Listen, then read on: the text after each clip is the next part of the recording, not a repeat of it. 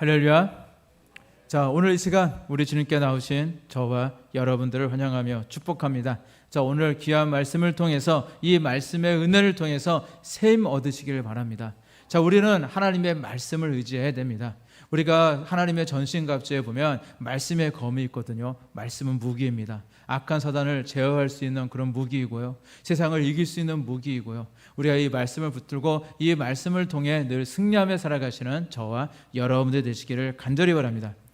자, 오늘 읽으실 말씀 사도행전 20장 24절 말씀은 사도 바울의 고백입니다. 내가 달갈 길과 주 예수께 받은 사명 곧 하나님의 은혜의 복음을 증언하는 일을 마치려 하면은 나의 생명조차 조금 더 귀한 것으로 여기지 아니하노라.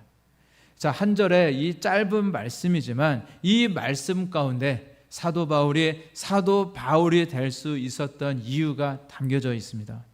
사도 바울은요, 오로지 예수 그리스도만을 위해 살아갔고요. 또한 우리 예수님께서 맡겨주신 사명을 위해 자신의 생명까지도 불태웠던 그런 인물입니다. 자, 오늘 시간 저와 여러분들도 이 사도 바울의 신앙을 본받아서 우리 주님께서 맡겨주신 사명이 있잖아요. 그 사명을 온전히 감당하며 끝까지 승리하며 살아가시는 저와 여러분들이 되시기를 간절히 축원합니다. 여러분 한번 들어봤을 것 같은 넌센스 문제를 하나 제가 드리겠습니다. 한번 맞춰보세요. 사람 중에 가장 무거운 사람은 누구일까요?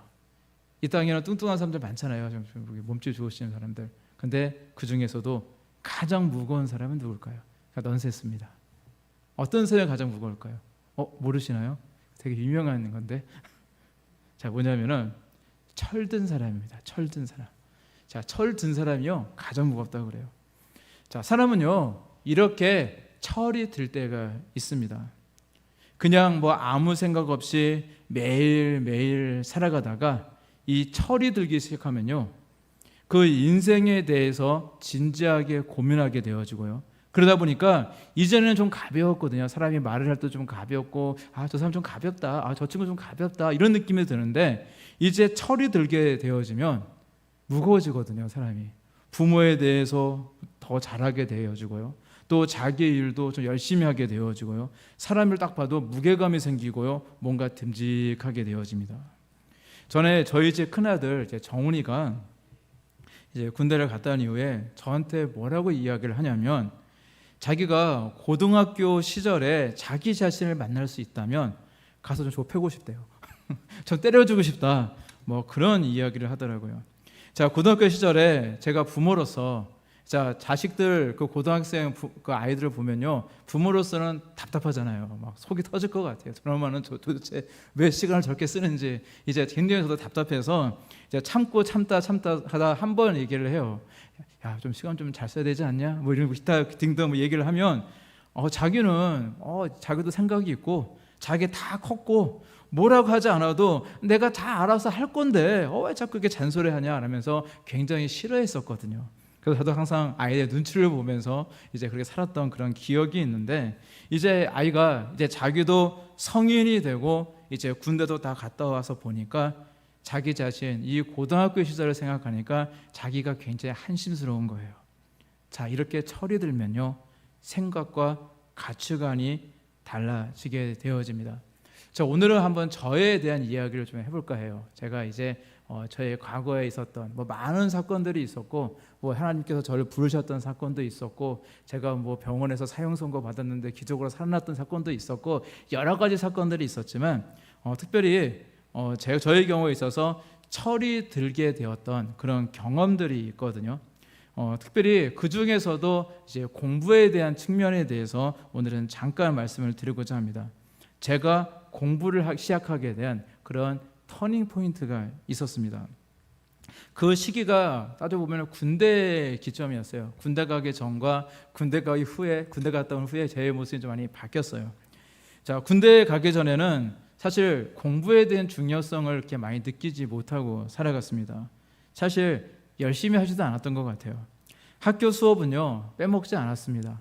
그리고 이제 교수님이 강의하신 내용도 열심히 듣기도 하고 필기도 하고 노력도 했었고 또 교수님이 과제를 내주시면 그 당시는 거의 수기로 했거든요. 그리고 조금 잘 치는 잘 사는 친구들이 타자기 치거나 전동 타자기가 있었어요. 전동 타자기 뭐 있어가지고 지울 때는 그 전동차기 신기하더라고요. 전동차기 딱 뒤로 빽 누르면은 그 화이트가요 이렇게 찍으면서 이렇게, 이렇게 지워지더라고요. 그런 전동차자기로 이제 그 당시에 제가 신학교 1학년 때는 주로 이제 그것으로 레포트를 썼고, 저같이 가난한 신학생은 수기로 손으로 이렇게 적어서 이제 그렇게 이제 과제물을 제출하고 했었는데, 좀 성의 없이 이제 대충 하더라도 저는 꼬박꼬박 빼먹지 않고 날짜에 항상 맞춰서 그렇게 이렇게 낼 정도로 기본적인 그런 저도 성실함이 고등학교 때부터 늘 몸에 배어 있었기 때문에 그런 해야 될 일들은 제가 잘 했었습니다. 자, 그런데 저녁 시간이 되면 이제 공부해야 되잖아요. 학생인데 공부도 좀 하고, 좀 공부했던 것도 복습도 하고, 그리고 이제 내일 공부할 거 있으면 예습도 좀 하고, 특별히 이제 어학을 좀 공부를 많이 해야 됩니다. 저 신학교 갔을 때 제가 독일어 때문에 되게 고생을 많이 했는데 굉장히 어학이 굉장히 많아요. 그래서 그런 공부도 해야 되고 할 게 많은데, 이제 저녁 시간이 되면 도서관에서 공부하기보다 공부에 대한 열정이 없다 보니까 그 학교에 보면은 구석에 보면은 지금은 없어졌는데 탁구장이 있었어요. 탁구장이 되게 세 대가 딱 있었거든요. 그래서 선배들과 제 친구들, 동기들과 어울리면서 참 많은 시간을 탁구를 치면서 이제 그렇게 보냈던 것 같습니다. 물론 뭐 탁구도 좋은 운동이고 제 몸에 좋은 것은 많지만 그만큼 공부에 대한 열의가 없었어요. 왜냐하면 그 이유가 사실 생각해보니까 있더라고요. 뭐냐면 제가 신학교를 딱 입학을 했을 때 사실 첫 학기가 굉장히 중요하거든요. 첫 학기에 누구를 만나느냐, 내가 그때 공부를 어떤 습관을 가지고 하느냐, 그게 되게 중요한데 그때 제가 학교에 잘 적응을 하지 못했어요. 제가 나온 학교가 서울 냉청동에 있는 서대문구에 있는 감리교 신학대학교입니다. 제가 감리교예요. 제가 감리교 목사인데, 근데 왜 그랬냐면 제가 학교에 적응을 잘 못했던 사실 이유가 있었어요. 특히 저는 기숙사 방에 들어간 거를 굉장히 싫어했습니다. 왜냐하면 기숙사 방장이요, 그 학교를 10년째 다니고 있는 그런 이제 선배였거든요. 제가 92학번인데 그 선배는 82학번이었어요. 자, 학부를요, 그때 그 형이 4학년이었는데 10년 동안 다녔다고 하는 거는 뭐 문제가 좀 있거든요. 뭔가 좀 대충 느껴지시죠? 아마 휴학도 많이 했을 거고, 10년이면은 그 남자가 군대까지 다녀왔어도 진작에 대학원까지 졸업할 수 있는 그런 시간입니다. 특별히 저는 이제 그 학부를 신학과 출신들은 대학원 과정도 2년밖에 되지 않아요. 그러다 보니까 그 시간 다 해서 뭐 그냥 진작에 대학원까지 다 졸업을 해야 될 그런 시간인데 그동안 굉장히 방황하는 시기가 좀 많이 길었던 것 같아요. 그래서 저보다 10살이란 많은, 그냥 형이라고 부르기가 좀 민망할 정도로 그런 그냥 삼촌 하면 좋을 것 같은데 그러지는 못하고 이제 그냥 맨날 선배님, 뭐 형님 뭐 이렇게 불렀던 기억이 있는데, 그분이랑 방을 쓰는데 사실 좀 죄송한 이야기지만 그분이 어느 교회 전도사님이라고 하시던데 제 눈에는요, 어렸던 20살 신학생 제 눈에는 그분이 전도사처럼 보이지 않았어요. 사실은 일반 학생들, 일반 교회 청년보다 좀 못하다라는 생각을 사실 했었습니다. 어느 큰 교회 목사님의 아들이라고 하는데 제가 볼 때는 신앙도 없어요. 예수님에 대한 믿음도 없어 보이고, 그리고 자기밖에 모르는 사람, 좀 굉장히 이기적으로 보이게 되어지고, 그리고 지금은 뭐 이제 목회를 많이 하셨을 거고, 저보다 나이가 10살이나 많은 분이니까 지금 60대, 한국 나이로, 옛날 한국 나이로 지금 63세가 됐을 거예요. 근데 그렇게 나이도 좀 지금 많이 들고 어느 정도 하나님께서 연단하시는 과정이 물론 있었겠죠. 지금은 얼마나 변했는지 모르겠지만 그 당시의 모습을 보면, 야, 이런 사람이, 이런 분이 목회를 하게 되어지면 야, 교회 다 망하겠다, 뭐 그런 생각이 들더라고요. 전형적인 사분 목사로 가는 그런 길이 아니었을까라는 그런 생각도 지금은 해보게 되어집니다. 제가 학교 신입생으로 들어가게 되어지면 선배로서 먼저, 그리고 자신의 주의종으로서 전도사의 길을 먼저 갔다고 한다면 정말 저한테 뭔가 좋은 덕담도 좀 들려주고, 야, 너도 굉장히 힘들 길로 들어갔구나, 야, 나도 이래서 힘들었다, 그래서 시간이 10년 동안 됐는데도 내가 학교도 졸업하지 못하고 있구나, 야, 힘내라, 너는 좋은 목사가 되라, 할 수 있다, 하나님 살아계셔, 뭐 이런 격려의 말을 해주면 참 좋았겠지만 저는 한 번도 그런 따뜻한 격려의 말, 위로의 말을 그분한테 들은 적이 없습니다. 그런데 제가 기숙사 처음 이제 입사한 날, 첫날 이제 선배를 만났고, 이제 그 선배가 갑자기 돈을 한 2만 원 주면서 갑자기 심부름을 시키더라고요. 그날 첫 신학교에 처음 갔을 때 그 선배가 시켰던 심부름이 뭐였을까요? 네, 맞아요. 저기 앞에 가게에 가서 좀 술 좀 사와라, 그런 심부름을 했어요. 사실 술을 먹는 것 자체는 죄악은 아니에요. 그 예수님 당시에도 보게 되어지면 포도주를 다 모든 사람들이 먹었습니다. 근데 그것은 사실 음료였어요. 왜냐하면 물들이 많이 오염되어 있고 물이 귀하다 보니까, 그렇기 때문에 수분 섭취를 위해서 이제 포도주를 즐겨 먹었던 것이고, 그리고 포도주가 발효가 되고 알코올 성분이 있기 때문에 쉽게 상하지가 않거든요. 그래서 물을 보관하기 굉장히 좋은 방법이었습니다. 그래서 그 시대적으로 이렇게 뭐 술을 먹기도 하고 뭐 그렇게 사람들이 그렇게 살아갔었는데, 근데 이제 물론 내가 깊은 신앙인이 되어지고 하나님께 더 응답받는 삶이 되어지고 깊은 영성을 추구한다면 술을 끊는 것은 맞아요. 술을 먹지 않는 것이 맞는 겁니다. 그것은 지옥으로 갈 수 있는 하나의 지름길이 되기 때문이에요. 자, 그런데 술 자체, 그것에 대한 그것은 죄라고 할 수는 없거든요. 근데 그것으로 인해서 지옥으로 가기 때문에 여러분들이 하나님께 응답받고 깊이 있는 그 영성을 추구한다면 이제 술과 멀리하는 것이 좋을 겁니다. 그리고 또한 경우에 따라 죄악이 돼요. 만약 제가 어디서 포장마차에서 한 잔 걸치고 있는 걸 여러분들이 보게 된다면 저는 죄악을 범하고 있는 겁니다.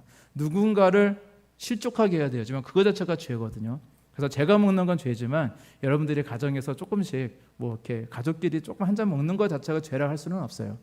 자, 그런데 제가 그 학교를 입학했을 때 그 당시에 우리나라 한국 교회 분위기는 뭐냐? 술을 좀 죄악시했거든요. 그리고 저도 이제 고등학교 때까지 당연히 신학교에 딱 들어갔으면 이제 하나님께서 주시는 이제 그 명령에 따라 신학교 왔으니까 다들 그런 경건한 분들이 있으니까 그곳에서 열심히 막 공부하고 말씀을 더 묵상하고 그리고 더 기도를 하고 또 그런 과정 중에 정말로 나도 이제 훌륭한 목사가 되어주고 뭐 그런 포부를 가지고 신학교를 다 갔잖아요. 그리고 대부분 저를 비롯한 거의 대부분의 신학생들은 술에 대한 적대감을 갖고 있고 술을 먹으면 죄다라는 그런 생각을 가지고 있던 그런 시절이었어요.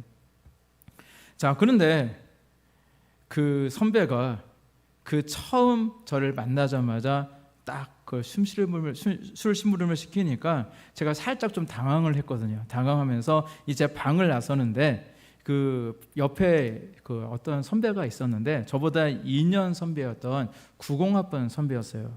근데 그분이 그냥 제가 같이 가자 얘기도 안 했는데 저를 따라 나오더라고요. 따라 나와서 그 선배는 아무래도 제가 좀 걱정이 돼서 그래서 따라 나왔던 것 같아요. 제가 자기가 생각해도 저 선배 너무 심하다 그런 생각이 드니까 이제 저를 위해서 따라 나와서 이제 저 대신에 술도 막 사주고 그리고 이제 오는 길에 술은 옆에 벤치 옆에 놔두고 저희 둘이서 그곳에서 뭐 선배 기다리든 말든 그냥 둘이서 거기서 한참 동안 이제 이런 얘기 저런 얘기를 한 적이 있어요.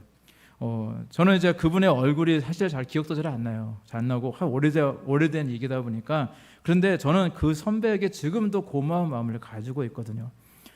그 선배 중에는요, 다 쓰레기 선배만 있는 것은 사실 아니더라고요. 다행히 대부분의 선배들이 다 좋은 분들이었고 좋은 전도사님들이었고 그 이후에도 저는 많은 전도사님들 좋은 분들도 사실 신학교에서 많이 만나게 되었습니다. 자, 그리고 이 방장 선배에 대한 이야기들 에피소드가 되게 많거든요. 여러 가지 이야기가 있는데 뭐 제가 얘기해봤자 별로 덕이 안 되기 때문에 그냥 여기까지만 하겠습니다. 자, 그래서 제가 기숙사에 들어가기를 싫어했어요. 그리고 제가 성격이 굉장히 내성적이었거든요. 지금 봐도 내성적으로 보이잖아요. 제가 굉장히 내성적이었어요. 지금은 제가 성격이 어떻게 바뀌었냐면 평소에는 내성적이지만 어떤 사역을 할 때는 굉장히 외향적으로 바뀌거든요. 그런데 그 당시는 뭘 하든지 내향적이었어요. 그래서 손 들고 질문하거나 뭐 발표하거나 뭐든지 다 못하고 특별히 여학생이 앞에 있으면 얼굴만 빨개지고 뭐 눈도 못 쳐다보고 그 정도로 제가 수줍음이 많은 그런 학생이었는데 그러다 보니까 상처도 좀 잘 받았던 것 같습니다. 자, 그래서 좀 밖에 좀 나가서 배회하기도 하고 이제 잠잘 시간만 되면 딱 들어가니까 그 선배가 이제 어느 날 저한테 얘기하더라고요. 너는 기숙사가 하숙집이냐? 제가 그런 얘기를 들은 적도 있어요. 속으로는 선배 때문에 그러잖아요. 그런 생각이 막 올라왔지만 이제 꾹 참았던 기억이 있어요. 지금 생각해 보면요, 제가 철이 덜 든 거예요. 뭔가 환경에 자꾸 영향을 받고 그걸로 인해서 내가 좌지우지가 되어지고, 또 1학기를 그렇게 보내다 보니까 2학기는 어떻겠어요? 공부에 대한 흥미를 이미 잃어버렸기 때문에 2학기도 열심히 하지 않았고, 또 2학년이 돼서도 사실 그렇게 열심히 하지 않았어요. 그리고 그 당시에 학내 사건이 있어가지고 데모도 많이 하고 그러면서 또 한 학기 유급이 됐거든요. 뭐 그런 일을 겪으면서 이제 굉장히 좀 학교 다니는 것이 좀 저에게는 좀 힘들었던 그런 시간들이었던 것 같습니다. 자, 그러다 군대를 갔다 왔는데, 이제 군대를 다녀오니까 제 생각에 여러 가지 변화가 생기더라고요. 그리고 예전에는 이제 부모님을 제가 엄마, 아빠 이렇게 불렀거든요. 근데 군대 오니까 왠지 그러면 안 될 것 같아요. 그리고 제가 저희 집안, 제가 GC 집안, GC 집안에 제가 장손이에요. 아버지가 큰아버지고 제가 큰아들이기 때문에 장손이다 보니까 또 어렸을 때부터 좀 그런 이제 문화가 있습니다. 우리가 뭐 양반가 뭐 그런 얘기하면서 뭐 문화들이 있어가지고 뭐 부엌에 들어가면 안 되고 뭐 그런 되게 뭐 이상한 것들이 많이 있었어요. 자, 그런데 그때 이제 하간 와서 제가 군대를 제대하고 나서 부모님께 이제 아버지, 어머니라고 이제 부르기 시작했고요. 또 성인으로서 이제 자립해야겠다라는 생각도 이제 하게 되었어요. 그때 사실 고민이 정말 많이 되더라고요. 당장에 제가 이 학부를 이제 대학교 4학년을 졸업하게 되면 이제 대학원에 진학을 하게 될 것이고, 또 목회도 나가야 되고, 이제 사실 뭐 결혼을 할 수 있을런지 잘 모르겠고, 그리고 아무것도 이런 것이 없었어요. 아무것도 없더라고요. 저는 뭐 유력한 부모가 있어서 저를 든든하게 뭐 뒷받침해 줄 수 있는 것도 아니고, 그리고 결혼할 여인, 그 여성이 있는 것도 아니었고, 그냥 소위 저는 그냥 맨 땅에 헤딩한다는 표현이 맞을 거예요. 진짜 저의 모습은 아무것도 준비되지 않은 그런 모습이더라고요. 그때 정신이 좀 바싹났던 것 같아요. 야, 이대로는 안 되겠다, 그런 생각이 들었습니다. 그래서 그때 했던 고민이 뭐냐면, 지금 이 현 상황에서 내가 할 수 있는 것이 뭘까라는 거였어요. 내가 뭘 할 수 있을까? 내가 할 수 없는 것들이 있어요. 내 부모님이 바뀌는 것도 아니고, 돈도 없는데 당장 돈이 생기는 것도 아니고, 그런 것들은 하나님께서 하시는 일이니까 그건 하나님께다 맡겨둘 수밖에 없었고, 그거는 어쩔 수 없지만, 그러나 내가 학교를 다니면서 내가 할 수 있는 것이 뭐지라는 생각을 이제 심각하게 했던 것 같아요. 그리고 생각해 보니까, 자, 무엇보다 기도하는 것은 당연한 것이고요. 그리고 기도는 제가 돈이 없지만 돈이 없어도 할 수 있는 거잖아요. 그래서 이제 기도하는 시간을 가져야겠다라는 생각을 많이 했고, 그리고 또한 이제 나중에, 지금은 좀 힘들다 할지라도 나중을 위해서 좀 실력을 좀 갖춰야겠다, 지금 공부를 해야겠다.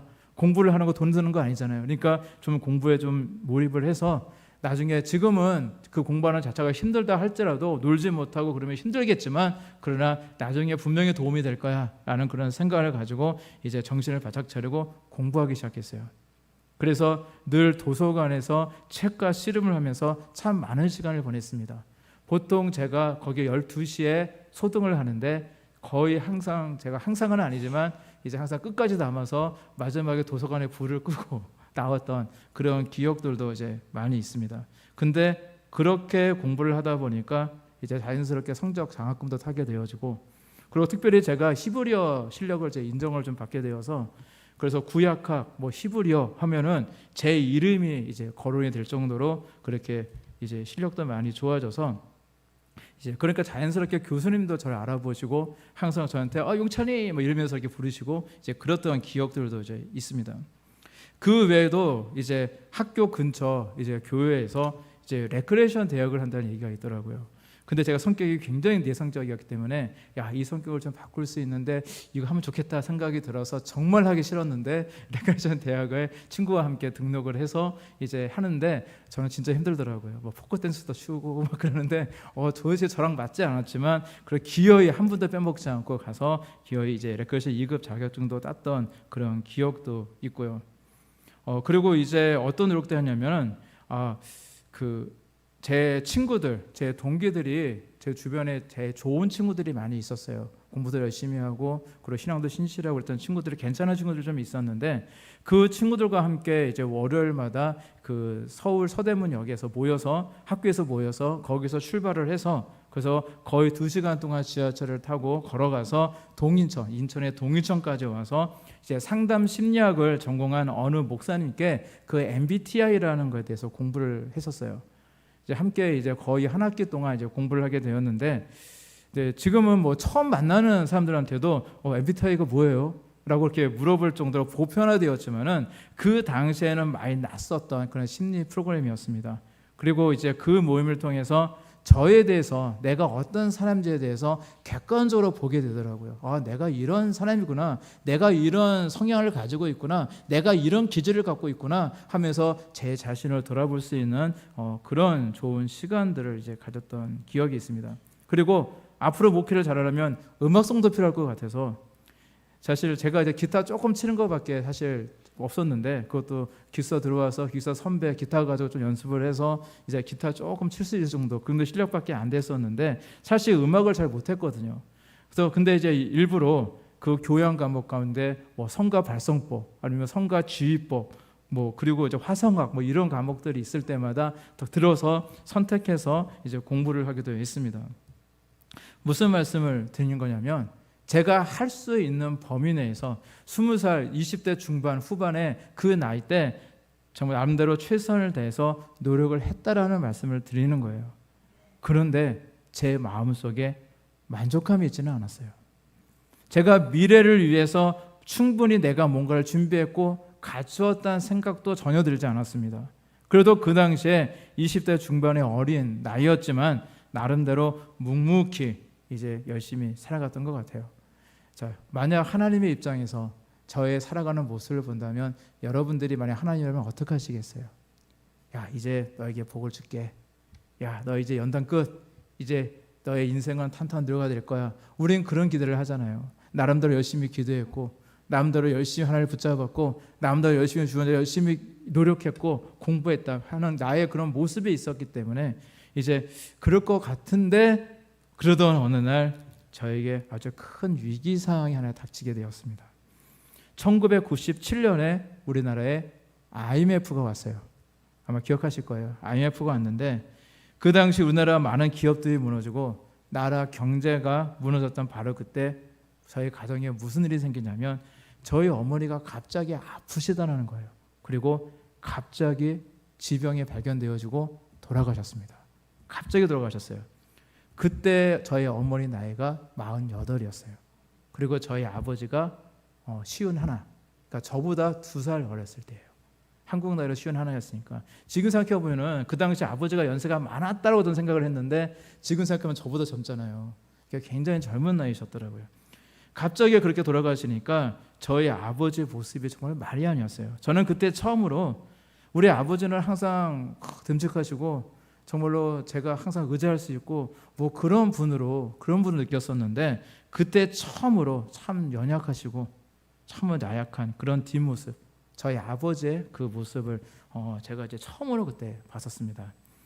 그때 저희 가정은 이제 전라도 강진에서 이제 한우를 키우고 있었어요. 농농사, 밭농사, 이제 한우도 하면서 정말 아차까지 이제 살고 계셨는데, IMF 영향으로 솥값이 폭락을 합니다. 그래서 저희 집은 어머니가 돌아가신 이 슬픔만 있었던 것이 아니라 이제 경제적으로도 참 힘든 시기를 보내만 했어요. 그때부터 저는요, 이제 휴학을 하면 했지, 학교를 더 못 다니면 못 다니게 되는 거지, 더 이상 아버지께 손을 벌릴 수가 없는 이제 상황이었습니다. 그래서 스스로 이제 생활비와 등록금을 이제 마련해야만 했어요. 자, 그 과정 중에 어쩔 수 없이 그동안 오랜 세월 동안 그 사역했던, 정들었던 그 교회를 이제 옮겨야만 되는, 정말로 이제 제가 이제 자립을 해야 되다 보니까 이제 그 아무래도 그 교회는 좀 작은 교회였기 때문에 어쩔 수 없이 방배동에 있는 큰 교회로 이제 옮겨야만 되는 이제 그런 일도 있었고요.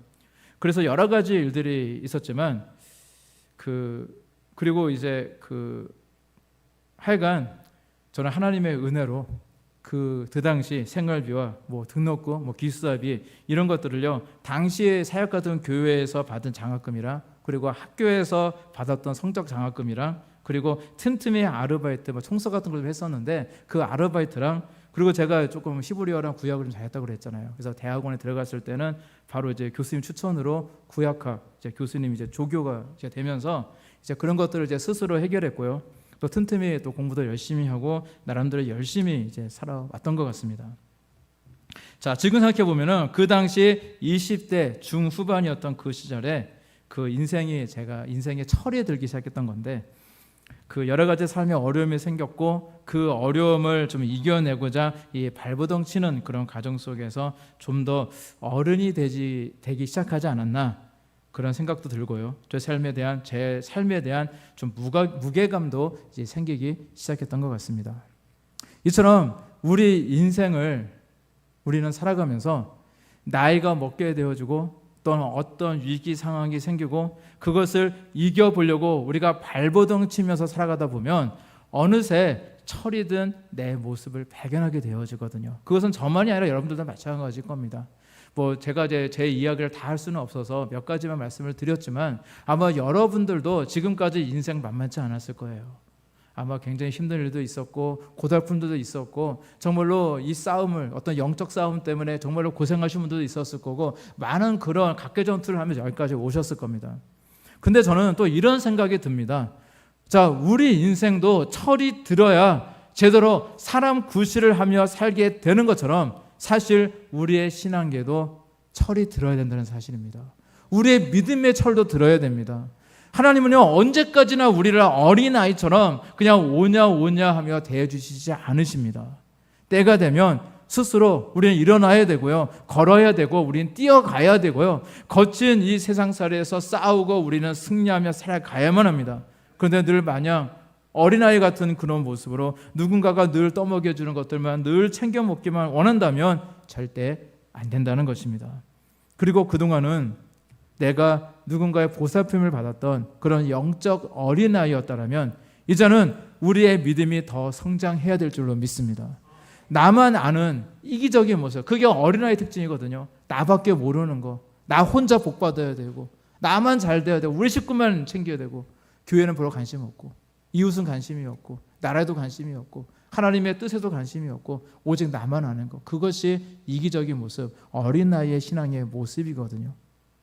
그런데 우리의 인생에 철이 들듯이 우리의 신앙에도 철이 들어서 우리 하나님의 뜻을 우리는 바로 볼 줄 알아야 되고요. 또 우리 하나님께서 기뻐하시는 일들을 많이 행하며 또 과거에 나와 같은 그런 어린 심령들이 있다면 우리 주님의 마음으로 그들을 위해서 기도해주고 이끌어주고 정말로 그들을 섬길 수 있는 또한 저와 여러분들의 모습이 되어야 될 줄로 믿습니다. 그래서 하나님은 때로는 우리에게 고난과 연단을 통해서 나를 강하게 만드시기도 한다는 것입니다. 저는 그 당시 기억을 떠올리게 되어지면 이제 몸도 마음도 정말로 힘들었지만 제가 생각해봐도 아마 되게 열심히 살았던 것 같아요. 제가 생각해도 열심히 살았던, 그리고 열심히 공부했던 그 시절이었는데 그때 제가 누군가를 만나게 됩니다. 누구를 만나게 돼요. 그리고 제 인생에 아주 큰 변화가 있게 되어집니다. 아마 아실 거예요. 그 누굴 것 같아요? 바로 저보다 1년, 저는 92학번이고 91학번 선배가 있었는데 좀 영적으로 되게 민감하신 분이 한 분 계시더라고요.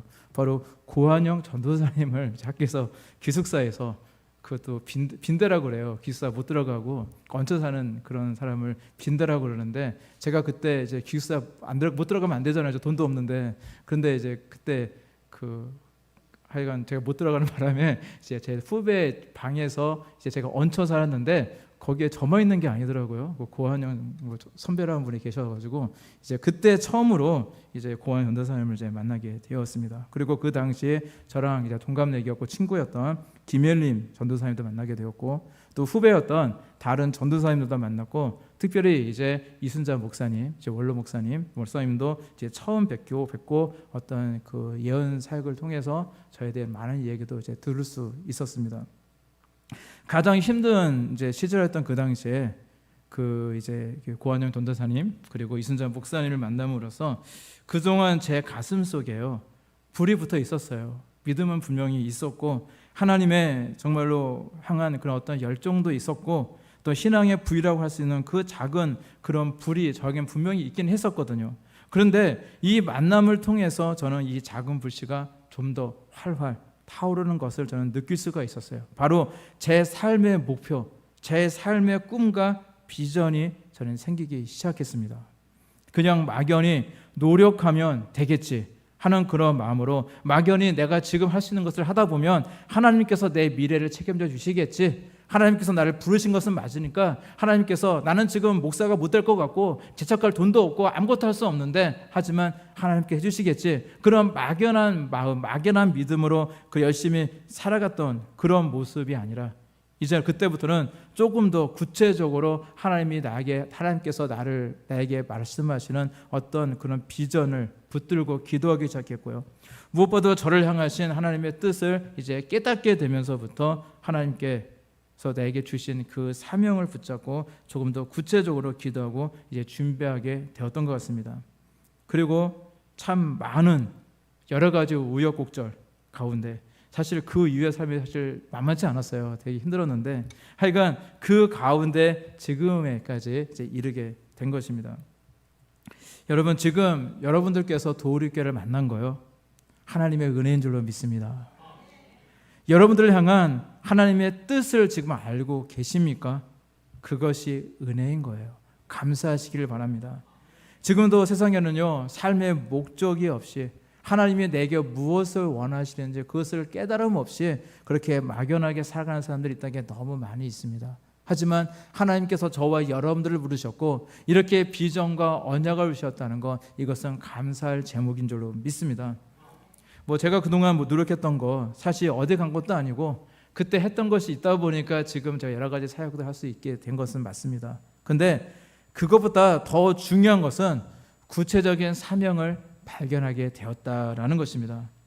그동안 제가 정말로 노력했던 것, 그것이 정말 내가 내 힘으로 뭔가 하려고 했던 것, 사실 그게 중요한 것이 아니에요. 중요한 것은 우리의 아버지 하나님이 내게 무엇을 원하시느냐, 그것이 중요한 것입니다. 그냥 그리스도인으로서 누구나 이야기할 수 있고 누구나 가지고 있는 복음 전도, 당연히 복음을 전도해야죠. 복음을 전해야죠. 그런데 이 복음 전도와 같이 우리가 당연히 해야 되는 그런 막연한 사명 말고요, 조금 더 구체적이고 좀 더 정말로 분명한 그런 비전과 사명이 생겼다는 사실이 제게 있어서는 너무나도 귀하고 중요한 사건이었던 것입니다. 그리고 제게 사명이 생기고 이 삶의 방향이 생기니까 여자친구가 생기더라고요.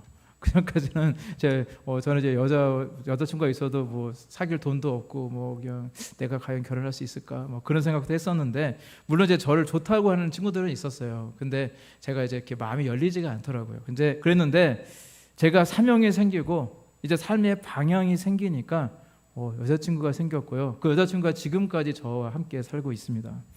근데 저와 저의 아내가 처음 만났을 때 그 연애 시절에 집사람에게는 작은 꿈이 있었어요. 뭐냐면은 집사람이 22살 때 그 교회에서 필리핀 단기 선교 여행을 갔었대요. 근데 그때 그 마음에 선교에 대한 열정이 불타올랐대요. 그 선교지를 가니까 화장실 어디 있어요? 그러니까 거기 필리핀 거기 원주민이 저기요, 강물이에요. 강이 흐르는데 거기 화장실이에요. 그러니까 거기는 뭐냐면요, 그 물에 들어가서 거기서 바지 내리고 거기서 이렇게 씹으면 돼요. 그게 화장실이고 굉장히 푸세식도 없고 굉장히 열악한 그런 환경이었는데, 그런데 집사람이 거기에 들어가면서 거기에서 선교사역을 하면서 굉장히 그 선교에 대한 그런 이제 비전을 발견하고 열정이 생겼다고 그래요. 그래서 이제 직장 생활을 하게 되어지면 이제 선교사역을 할 수가 없으니까 이제 방학 때에 이제 직장에 이제 출근하지 않아도 되는 데가 어디 있을까 찾아봤대요. 근데 초등학교 양어교사가 하면 좋겠다라는 생각이 들었대요. 자신이 전공을 이제 살려서 자기가 이제 간호사니까 양어교사가 되게 되어지면 이제 학생들에게 매우는 것도 없고, 그리고 방학 때가 되면 자유롭잖아요. 그러니까 단기 선교에 가서 수많은 사람들, 어려운 사람들을 도울 수 있게 되어지고, 또 이렇게 의료 선교를 하게 되어지고, 또 돌아오면 또 열심히 또 이제 일해서 돈 벌어서 또 모으면 또 이제 다음 방학 때 또 이제 선교 가고, 이제 그러면 좋겠다라는 그런 꿈을 갖게 되었대요. 그래서 이제 멀쩡히 잘하던 간호사를 그만두고 병원을 사임하고, 그 다음에 이제 전라도 순천에서 이제 무작정 이제 경기도 수원까지 무작정 상경을 해서 큰언니 집에 머물면서 이제 서울로 학원을 다니면서 열심히 임용고시를 이제 준비하고 있었습니다. 그러다 저를 만났어요. 그래서 그때 저를 만나서 이제 결혼을 약속하게 되었는데 그를 인해 양을굿의 꿈을 이제 접게 됐고요. 이제 지금까지 저를 돕는 사모로서 삶을 이제 살아가게 되었습니다. 자, 그런데 지금은 단기 선교와는 조금 다른 삶을 살아간 것 같지만 여러분 어떤 것 같아요? 집사람의 그 꿈이 사라진 걸까요? 저는 그렇지 않다 생각을 해요. 과거의 그 꿈은요, 자기 혼자 돈을 모아서 그 돈으로 방학 때가 되면 잠깐 단기 선교를 가서 도와주다가 또 일하고 또 돈을 모아서 단기 선교를 또 나가는 그런 삶의 반복이었겠지만, 물론 그 일도 귀하고 가치 있는 일은 맞지만 개인이 할 수 있는 일에는 분명한 한계가 있거든요. 아무리 열심히 한다 할지라도 한 사람의 몫밖에 감당할 수가 없는 겁니다. 자, 근데 지금은요, 돌이켜 삼으로써 거대한 비전의 힘을 가지고 수백 명, 수천 명을 보낼 수 있는 사명으로 업그레이드가 된 줄로 믿습니다. 당장에 눈에 보이지 않아도요, 하나님께서는 그 꿈을 그냥 무시해버렸던 것이 아니라 그 꿈이 보다 업그레이드가 되어지게 하셨다는 것입니다. 그리고 이제 필요에 따라서 하나님 허락해 주시면 이제 그 교회에서 단기 선교를 갈 수도 있는 거고요. 그리고 해외 선교 센터라든지 해외에 어떤 교회를 이제 세우게 되어지면 아마 그 일로 다녀올 수 있는 그런 기회들도 많이 생기게 될 것입니다. 제가 무슨 말씀을 드리고 싶으냐면은, 하나님의 뜻은요, 절대 나를 작게 만드시지 않는다라는 사실입니다.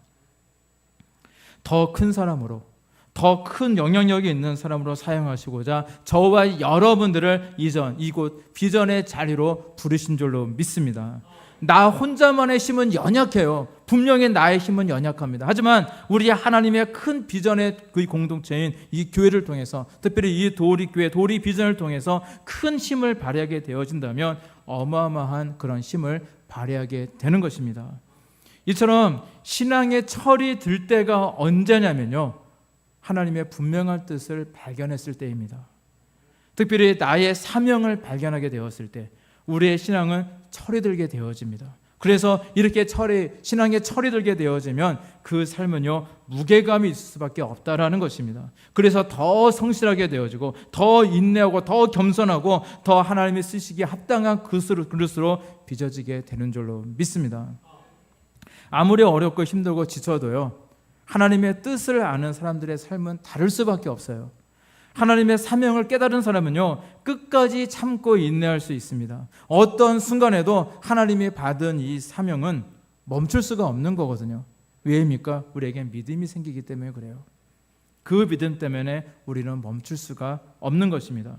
나에게 고난을 주시는 분도 하나님이시고, 나에게 연단을 주시는 분도 하나님이시고, 또 나를 더 큰 그릇으로 빚고 계시는 분이 우리 하나님이라는 사실을 또 알게 되어지고요, 또 이 모든 것이 마치고 우리 하나님이 원하시는 그런 믿음의 그릇이 내가 되어질 때에 우리 하나님께 귀하게 쓰임받게 된다는 사실을 여러분들 믿으시기를 바랍니다. 여러분, 사명이 무엇입니까? 사명은 하나님께서 내 생명을 바쳐서까지 하라고 명령하시는 일들이 바로 그것이 사명이에요. 나는 그 사명 때문에 이 땅에 태어난 겁니다. 나는 그 사명 때문에 살아가고 그것을 위해서 죽을 수 있는 것이 바로 사명이다라는 사실입니다. 자, 사도 바울도요, 오늘 읽으신 본문에서 이렇게 말씀하고 있어요. 내가 달려갈 길과 주 예수께 받은 사명. 자, 주 예수께 받은 사명이라고 분명히 말씀하고 있어요. 사명은요, 절대 내 안에서 나오는 것이 아닙니다. 내 안에서 나오는 어떤 내 생각, 내 뜻이 절대 아니라는 것입니다. 사명은요, 오직 우리 예수님께로부터 오는 것입니다. 바울은요, 다마색에서 예수님을 믿는 사람들을 잡아서 결박하기 위해서 이 다마색으로 가는 길 가운데서 예수님을 만나게 되어져요. 그리고 그 길 가운데서 그는 사명을 받게 되어집니다. 너는 이방인들에게 복음을 전파하라는 사명을 받게 되어지거든요. 그리고 바울은요, 예수님께 받은 그 사명을 위해서 일평생 동안 달려갔습니다. 그것이 그의 삶의 방향이었고 그것을 위해서 그는 자신의 목숨까지도 다 바쳤던 것입니다. 자, 일제시대 때 그 일제의 압박을 피해서 많은 사람들이 이제 중국으로 건너갔어요. 그리고 거기서 독립운동하는 사람들을 만나게 되었는데, 그 독립군에 들어가려면 적어도 3가지 각오가 되어 있어야 된다라고 이야기를 하더래요. 첫째는 당신은 총에 맞아 죽을 각오가 되어 있습니까?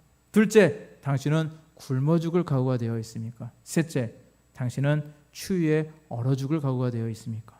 한마디로 죽을 각오가 되어 있느냐라고 묻는 겁니다. 이 죽을 각오가 되어 있어야 당신을 독립군으로 받아주겠다, 그런 이야기예요. 이렇게 조국을 위해서 언제라도 이 목숨을 내어놓을 그런 각오가 되어 있는 사람만이 들어갈 수 있는 것이 독립군이었습니다. 조국을 위해서라도 이렇게 총에 맞아 죽을 각오, 굶어 죽을 각오, 얼어 죽을 각오를 해야만 하는데, 나에게 영원한 생명을 주시고 또한 귀한 사명을 맡기신 우리 주님 앞에서 우리는 어떤 각오로 서 있느냐라는 말입니다. 자, 오늘 말씀에서 사도 바울은요, 우리 주님을 위해서라면 죽을 각오가 되어 있던 사람입니다. 오늘 이 말씀의 배경은 이제 바울이 3차 전도 여행 가운데 있던 배경이에요. 이제 3차 전도 여행을 마치고 이제 마지막 여정으로 예루살렘으로 귀환할 준비를 하고 있었습니다. 그가 예루살렘으로 가게 되어진다라는 것은요, 그의 생명을 내놓는 것과 별반 다른 것이 아니었어요. 왜냐하면 지금 이 예루살렘에는요, 이 바울을 잡아서 죽이고자 눈이 안 맞아 시퍼렇게 뜨고 기다리고 있는 사람들 천지였기 때문입니다. 자, 그런데 그 바울은 그곳에 가겠다는 겁니다. 그래서 그를 사랑했던 많은 성도들이요, 가지 말라며 눈물로 애원하고 권유하고 호소했지만 이 죽음조차도 그의 사명의 길을 멈출 수가 없었다는 겁니다. 그는 자신을 눈물로 바라보던 자기가 전도했던 많은 그 성도들에게 나는 우리 주 예수께 받은 사명이 있노라, 그리고 당당하게 고백을 합니다. 그래서 그는 예루살렘에 갔고 그곳에서 붙잡혀서 정말로 이제 로마로 압송되어져 갑니다. 그리고 그는 죄인 신분이었던 그 로마에서도 멈추지 않고 우리 주님을 전하는 사람이 되었습니다. 이처럼 죽음도 그에게 있어서 우리 주님을 향한 열정을 막을 수가 없었던 거거든요. 그리고 우리에게도, 저와 여러분들에게도 이러한 열정이 있어야 될 줄로 믿습니다. 미치려면요, 돈이나 세상의 권력, 쾌락에 미치지 마시고 우리 예수님께 미치시기를 바랍니다. 그리고 우리 주님을 향한 뜨거운 열정을 가지고 나가시기를 바랍니다. 그래서 오늘 사도 바울의 고백처럼 저와 여러분들도 우리의 사명을 마치려고 할 때는 적어도 후회가 없어야 되지 않겠습니까? 자, 운동 경기할 때 끝까지 긴장을 늦추지 않고 최선을 다할 때 우리가 승리할 수 있는 것처럼 우리의 사명도요, 후회하는 삶이 되지 않도록 끝까지 최선을 우리는 다해야 된다는 것입니다. 설령 내가 힘들다고 그 길을 끝까지 가지 못하고 중간에 낙담하고 실망하고 절망하고 내가 포기해버리게 되어진다면, 떨어지게 되어진다면 어떻게 될까요? 그런 일이 생긴다 할지라도 우리 하나님은 절대 멈추시지 않습니다. 만약 내가 포기한다면 우리 하나님은요, 과거에 사명을 포기했던 이 가룟 유다 대신 맏대아를 새롭게 뽑으셨던 것처럼 다른 예자가 그 자리를 대신해서 그 사명의 길을 가게 될 것입니다. 따라서 여러분, 절대 고생해서 남주지 마시고요, 정말로 끝까지 최선을 다해 여러분들의 사명을 완수하시길 바랍니다. 그 길이 영광의 길이고 그 길이 축복의 길이고 그 길이 형통한 길이라는 사실을 믿으시기를 바랍니다. 그래서 끝까지 사명을 잘 안수하셔서 여러분들의 삶이 마치는 그날에 우리 예수님께 잘하였다라고 칭찬받으시는 저와 여러분들이 되시기를 우리 주님의 이름으로 간절히 축원합니다. 기도하시겠습니다.